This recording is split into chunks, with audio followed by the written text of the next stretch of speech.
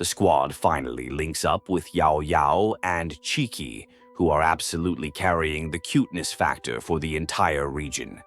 Yao Yao is trying to teach Qiki some dexterity exercises, which is honestly the most supportive bestie behavior imaginable.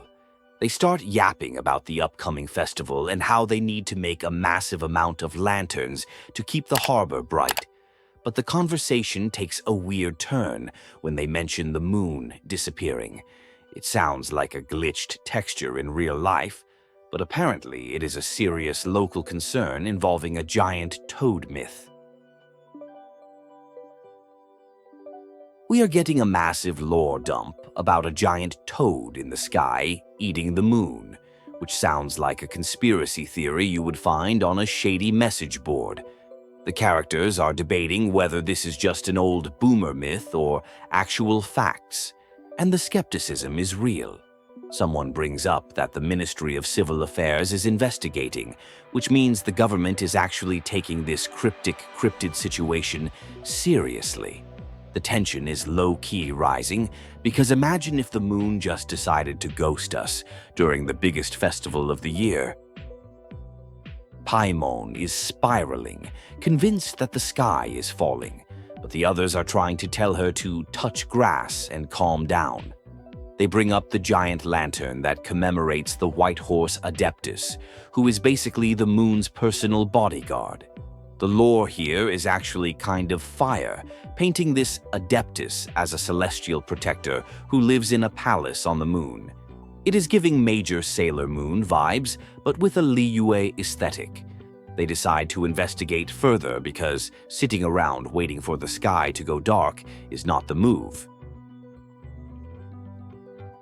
The discussion shifts to archaeological evidence, and it turns out people have dug up artifacts proving the White Horse Adeptus was a legit celebrity back in the day. We are talking about ancient fan clubs and worship circles. There is a whole debate about whether she is a horse, a person, or just a concept, which feels like people arguing over character designs on Twitter. They mention a white horse descending in a jade carriage to grant wishes, which basically makes her the Santa Claus of this region.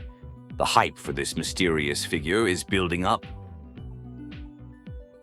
We get introduced to a new NPC who claims his ancestor was personally saved by the White Horse Adeptus, which sounds like a total clout-chasing story until he starts dropping details. He talks about a dream sequence where time moved differently, almost like an isekai plot where you wake up and years have passed. The skepticism from the main cast is hilarious because everyone in Teyvat claims to know an Adeptus, but this guy is betting his entire family business on this white horse connection. His son wants to rebrand the hotel, and the dad is absolutely not having it. The story about the ancestor getting saved takes a wild turn with a cliffhanger, literally falling off a cliff and waking up with a basket full of rare herbs. It is giving "it was all a dream" energy, but with physical evidence left behind. The dad is getting super emotional about his son trying to change the guest house's name to something generic to attract tourists. It is a classic generational divide where the boomer dad wants to honor tradition and the zoomer son just wants to secure the bag with better marketing.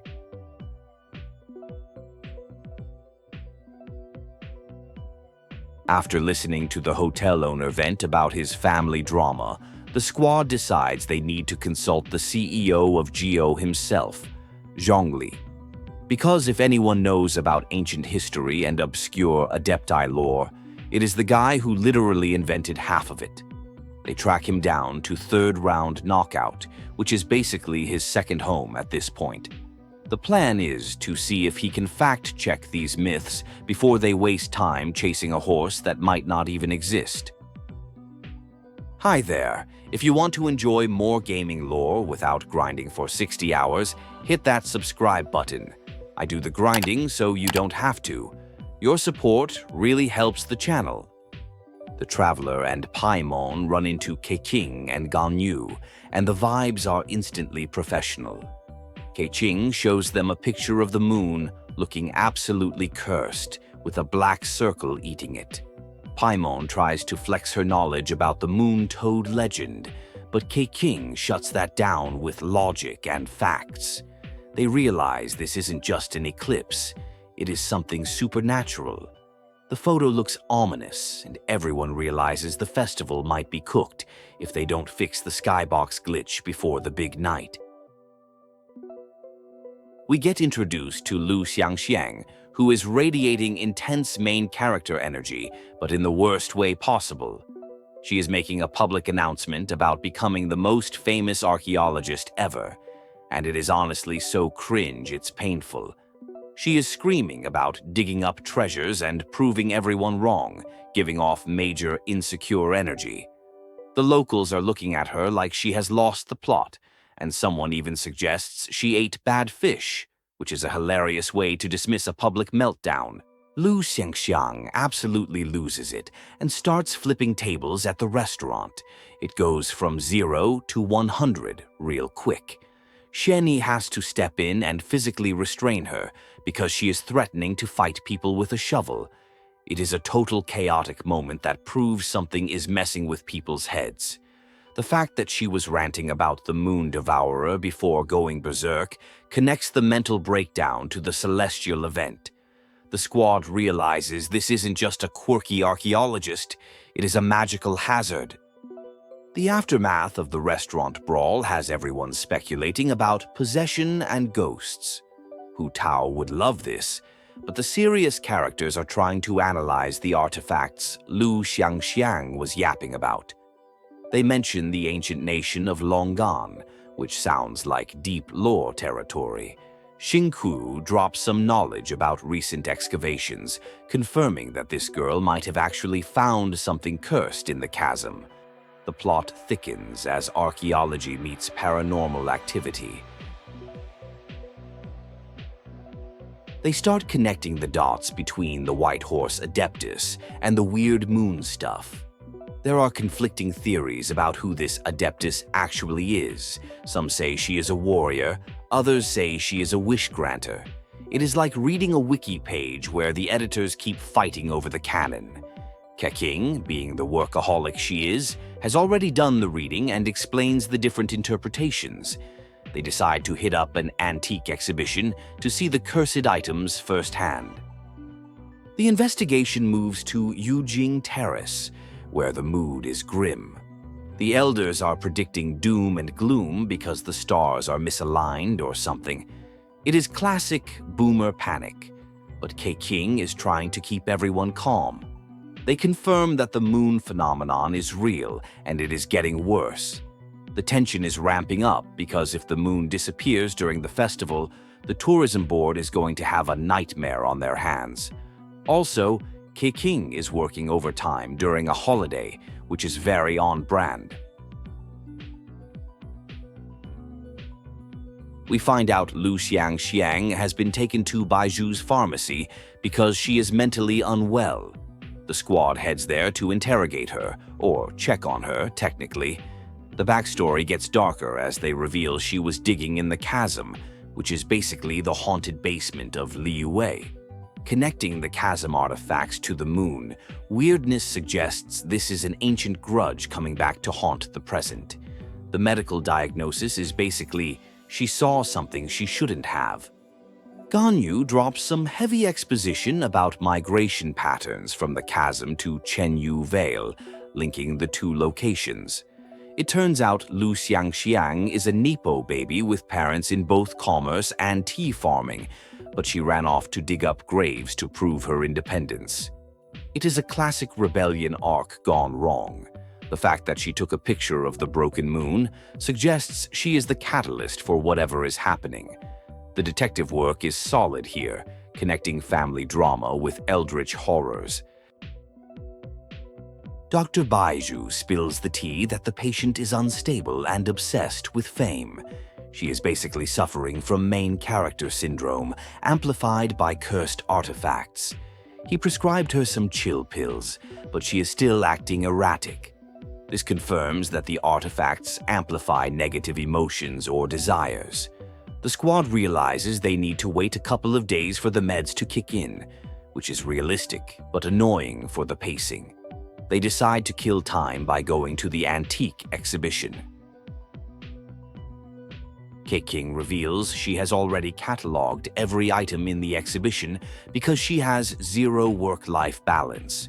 She mentions mysterious texts about worshipping the moon and gods, hinting that the ancient civilization of Longan was super religious.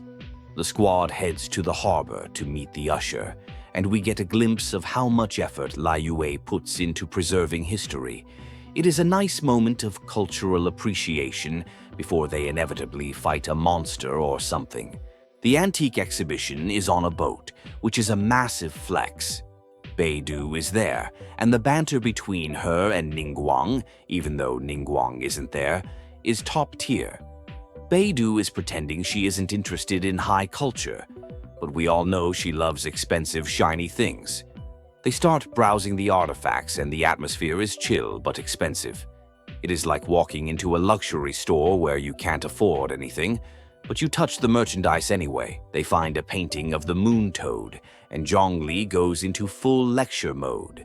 He starts analyzing the pigments and the silk quality, basically doxing the painting's origin. He reveals it is a fake that he painted, which is the biggest plot twist flex of the event so far.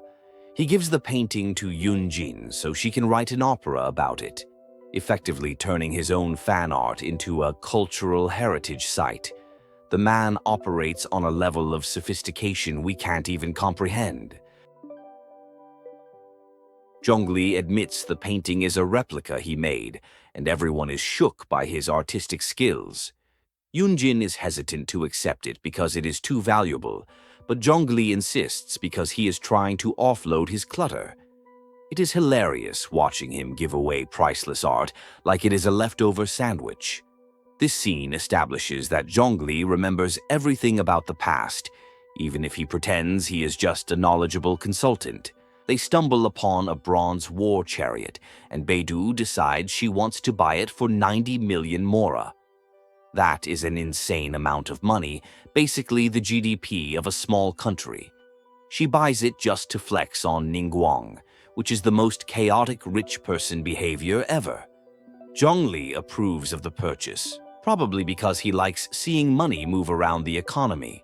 The squad is just standing there watching whales drop cash while they count their pennies. Beidou pays for everyone's stuff because she is the sugar mommy of the fleet. Zhongli takes the traveler aside to show them the real good stuff, acting like a dealer in a back alley. They go to a private collection of jade artifacts.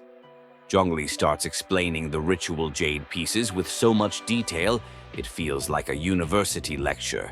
He points out a broken jade token that looks like trash to everyone else, but obviously it is the key item for the quest. The broken jade token triggers a vision for the traveler. The timeline glitches, and we get a flashback or a spirit connection. Zhongli buys the broken piece because of course he does. Put it on the Wangsheng Funeral Parlor's tab. The curator is just happy to get rid of it. This moment confirms that the White Horse Adeptus isn't just a legend, but a specific entity tied to these artifacts, and Zhongli definitely knows her personally. The traveler gets pulled into a void and meets a spirit named Su, who is visibly depressed. She is counting numbers and talking about loneliness, which is a massive red flag for mental health. She senses the moonlight on the traveler, referencing their adventures in Mondstadt Sumeru. She gives cryptic advice about going home but says she is trapped. It is a somber, eerie encounter that contrasts sharply with the festive vibes of the harbor. Back in reality, Hu Tao is roasting Zhongli for spending all her money again. The traveler wakes up from the trance, and Zhongli reveals the truth. The spirit is a fragment of the White Horse Adeptus, aka Fujin Zibai. He drops the lore bomb that the moon in the sky used to be fake projected, and the real White Horse Adeptus is trapped in the shadow moon. The explanation is metaphysical and complicated, basically saying they need to collect soul fragments like Pokemon to bring her back. Zhongli explains that bringing the real moon back actually destabilized the prison holding the Adeptus, which sounds bad but is actually an opportunity.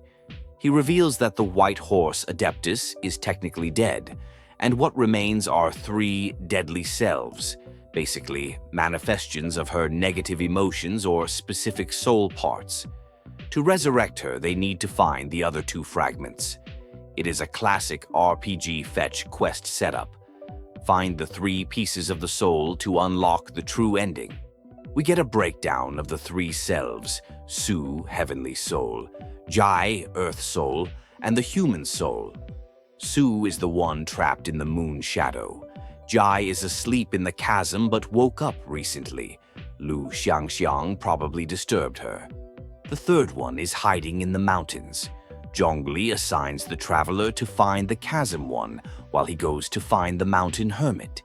It is a split-the-party situation, which usually means chaos is about to ensue. Zhongli hints that the second self, Jie, might be possessing someone in the city because she is drawn to mortal desires. They suspect Xiangxiang again, but when they check the pharmacy, she has vanished. This turns into a manhunt. Yelan shows up out of nowhere because she is everywhere at once, confirming the patient disappeared into thin air. The investigation leads them to the lantern stalls, theorizing that the possessed girl might be trying to fulfill a wish for fame. The squad infiltrates the lantern crafting area, trying to blend in. Yelan is being super intense about hunting prey, while Paimon is just trying to have a good time. They find Gaming, who is struggling to recruit apprentices for his lion dance troupe. He is desperate and down bad for some students. Suddenly, Xiangxiang appears, but she is acting weird and aggressive. The spirit jumps from her to Gaming when she gets captured, which is a classic horror movie trope. The spirit possessing Xiangxiang roasts the traveler for meddling with life and death. It is very dramatic. But then the spirit realizes the authorities are closing in and decides to body hop. Xiangxiang wakes up with amnesia, totally confused about why she is being arrested. Meanwhile, Gaming starts acting suspicious, aggressively demanding apprentices. The spirit has clearly moved to him, feeding off his desire to be a teacher. The stakes are rising because now a playable character is possessed. We cut to the Adepti, Cloud Retainer and Moon Carver, roasting Mountain Shaper for planting mint everywhere. It is a hilarious divine sitcom moment. They spot Gaming acting crazy, chasing people to be his apprentices. Mountain Shaper tries to intervene, but because his cultivation is weak, according to Cloud Retainer, the spirit jumps into him. Now we have a possessed Adeptus running around wanting to plant an infinite amount of mint. It is absurd and terrifying at the same time. Possessed Mountain Shaper is on a rampage, threatening to turn Cloud Retainer's mountain into a mint farm. The other Adepti gather to strategize. They realize the spirit feeds on obsession. Cloud Retainer comes up with a plan to corner him and force the spirit out, hoping it will jump into the Traveler, who is immune to possession because of their main character plot armor and blessings from other gods. It is a risky gamble, but they don't have time to argue. The Adepti squad assembles like the Avengers but fluffier. They discuss the curse of time and erosion, adding some emotional weight to the wacky mint situation. Xiao is there too, being edgy and supportive. They decide to execute the plan. Trigger the spirit's rage so it leaves Mountain Shaper's body. The dialogue highlights how much the Adepti trust the Traveler to handle eldritch horrors that would drive normal people insane. The confrontation happens. Possessed Mountain Shaper is ranting about mint supremacy. It is objectively funny until the spirit manifests fully as an angry, vengeful entity. It mocks the traveler for trying to save everyone. The traveler enters the spirit realm vision to 1v1 the ghost emotionally. The spirit, Jai, reveals she is fueled by the trauma of the Arcan War and the inability to save her people. The shift from comedy to tragedy is whiplash-inducing. Flashback time. We see the white horse Adeptus, Zibai, in the past, teaching humans how to farm and weave. She was beloved, a true cottagecore goddess. But then the war happened. The corruption of the abyss tainted the land. The flashback shows the heartbreaking moment she realized she couldn't save everyone and had to sacrifice herself to cleanse the land. It explains why her earth soul is so full of rage and regret. She failed her people, and that guilt has been festering for millennia. The traveler survives the memory flood and comforts the spirit. Jai realizes her rage is pointless and decides to let go. She gives her soul Fragment to the traveler, asking only that her name be remembered if anyone fights heaven again. Rebel foreshadowing. The heavy emotional lifting is done. The spirit fades, leaving behind the necessary item for the resurrection ritual. It is a bittersweet victory. Back in the real world, Mountain Shaper wakes up confused, wondering why everyone is looking at him weird. Cloud Retainer bans him from the mountain for 3 days as punishment for the Mint fiasco, which is petty but fair. The Adepti discuss keeping the tragic truth hidden to protect the vibe of the festival, which is very Liyue government of them. They decide to regroup later for the final step of the plan. The gang meets up at Mount Ao Keng. A geopillar descends from the sky, Zhongli's version of a text message. It tells the traveler to go to Chenyu Vale alone. The Adepti are like, understandable, have a nice day, realizing Rex Lapis is gatekeeping the final quest step. The traveler heads out to find the third soul fragment, hoping this one isn't as homicidal as the last two. Traveler finds Zhongli hanging out with a sassy hermit woman in the woods. This is the third self, the human soul. She is super chill and snarky, refusing to merge back into the main body because she likes her freedom. Zhongli tries to negotiate with her like he is closing a business deal. She calls him out for being stiff. It is a hilarious dynamic where she completely sees through his dignified god persona and treats him like an old buddy. Zhongli proposes a contract. The hermit, Zubai's shade, will go on a tour of modern Liyue harbor with the traveler as a guide. If she likes what she sees, she might consider merging. She agrees, calling the traveler and Paimon her guides in a slightly condescending but affectionate way. The fetch quest has now turned into a tour guide simulator. The objective is to show this ancient boomer spirit that modern life is actually POG. First stop, Wanmin Restaurant. They meet Xiangxiang, who is cooking up a storm. The hermit introduces herself as the White Horse Adeptus, and Xiangxiang assumes she is a cosplayer. The misunderstanding is comedy gold. Xiangxiang, the formerly possessed girl, is there too, apologizing for her previous rampage. We have a weird dinner party with a god, a spirit, a chef, and a recovering victim of possession. The food slaps, obviously. Xiangxiang trauma dumps about her family, grounding her for the possession incident. She wants to be an archaeologist, but her dad wants her to manage the hotel. Zibai gives her some surprisingly solid life advice about pursuing what brings delight, rather than just suffering for success. It shows that even as a fragmented spirit, she still has that nurturing goddess energy. The meal ends with everyone feeling a bit better about their life choices. Next stop, the storyteller. They run into Yunjin, the opera queen. They discuss the ancient poem about the white horse Adeptus. Zibai decides to flex and recites the poem perfectly, explaining the true meaning behind the agricultural metaphors.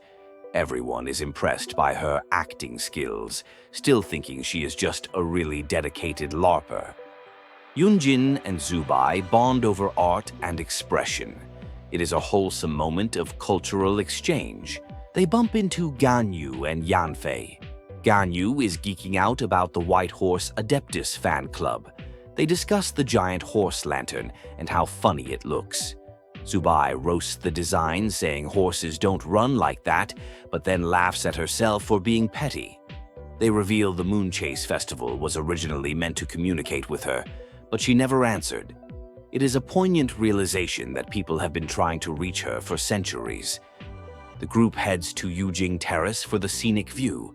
They take a selfie, a camera photo, which blows Zubai's mind. She is amazed by how humans can freeze time in images. However, as the sun sets, she gets moody. She expected a grand divine spectacle, but just got a normal day of eating and walking. She pranks the traveler by pretending to be unimpressed, then reveals she actually loved it. She sees the peace and prosperity of Liyue and realizes her sacrifice was worth it. Zibai decides she is ready to go. She says goodbye to the traveler and Paimon, thanking them for the best day she has had in millennia. She fades away to merge with the other fragments.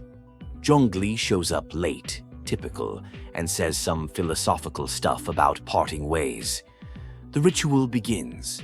The lanterns rise, the moon glows, and the White Horse Adeptus is finally reconstructed. It is a cinematic masterpiece of a moment. The real White Horse Adeptus wakes up in a dreamscape-she reality blur. She is disoriented and has mild amnesia, mixing up people's names and thinking the traveler is a dancer. It is kind of chaotic. Zhongli welcomes her back and she slowly starts to piece things together. She is back, but she is definitely experiencing some lag. They decide to take her to see the lanterns to jog her memory. The reunion is heartwarming, but also feels like dealing with a friend who just woke up from a 10-year coma. Epilogue time. The traveler looks for Zibai the next day. They find her wandering around looking for tea. She is still a bit loopy, but functional. Shenhe is there, and Zibai weirdly senses Shenhe's binds, the red ropes, and suggests she untie them, which is terrible advice for anyone who knows Shenhe's lore. It shows Zibai is powerful, but lacks context. They decide to help her run errands to keep an eye on her. Zibai summons a flying chariot made of moonlight because walking is for peasants. They fly to Chenyu Vale. The visuals are stunning. They land at a tea shop where Zibai tries to use advanced mathematics to scam a discount out of a vendor. She creates a logic loop where if she buys enough tea, the vendor should pay her. It is absolute galaxy brain logic, but the vendor doesn't have enough stock, so the plan fails. It is hilarious watching a goddess try to coupon.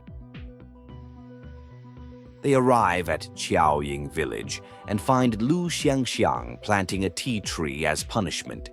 She is miserable because it will take years to grow. Zibai, feeling generous, uses her god powers to instantly grow the tree into a mature plant. It is a literal miracle. Xiangxiang is hyped because now she is technically ungrounded. It is a nice callback to her being the goddess of soil and grain. She is casually warping reality to help a teenager get out of chores. They fly to Qingche village and give farming advice to some kids arguing about cucumbers versus canola. Zibai goes full agricultural expert, explaining crop rotation and soil health. The kids are terrified but grateful. Then they head to Wuwang Hill, where they run into Hu Tao and Zhongli again. Hu Tao clocks Zubai's identity immediately because she deals with spirits for a living. They decide to end the tour at Wangshu Inn for dinner. At Wangshu Inn, they fly the chariot straight to the balcony. startling Xiao. Xiao is on guard duty, but relaxes when he sees it is just the traveler and their weird friends. Zibai cooks a dish called Flavor of Spring for everyone, remembering an ancient recipe. She also gives the traveler the broken jade token back, but repaired, transformed into a trinket. It is a sweet moment of passing the torch. She is settling into this new era, accepting that she is a wild horse in a boundless sea of dust. The final wrap-up happens at the guest house. The old man is crying tears of joy because of the miracle tea tree. He gifts Zibai a lifetime supply of tea, actually free this time. Everyone is happy. The festival ends on a high note with lanterns filling the sky. The narrative arc closes with the restoration of the Adeptus, the healing of the trauma, and the affirmation that while the past is heavy, the future is bright. In a post-credits scene, we see Neuvillette in Liyue Harbor buying waterproof lanterns for the Melusines back in Fontaine. It is ridiculously wholesome. He is debating the logistics of hanging lanterns in the fortress of Meropide versus the Opera House. Wriothesley, Furina, and the rest of the Fontaine crew get mentions or brief appearances, showing that the Lantern Rite isn't just for Liyue anymore. It is a global server event. Gaming lore is long and confusing, but I break it down every week. Subscribe so you never miss a plot twist or hidden detail. Thanks for watching.